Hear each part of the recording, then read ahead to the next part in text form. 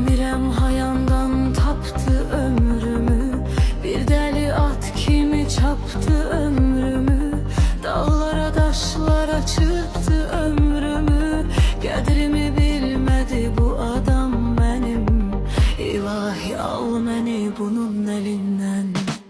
Kaş mənim ömrümü bu yer üzündə bir özgə adama tuş eləyəydin. Lap məni adam yox quş eləyəydin, lap belə bir qaradaş eləyəydin. Məni bu adama sən necə qıydın, İlahi al məni bunun əlindən. Al məni, ver məni özgələrə ver, qırıq aynalara, güzgülərə ver.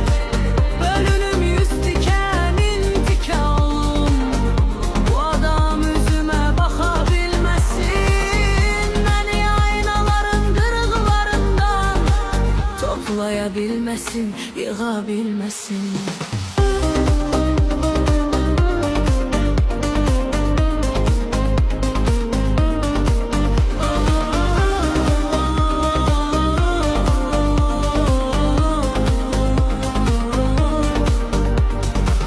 Bölünsəm dərdimdə bölündü bəlkə, hər dərdim yüz tikə, min tikə oldu.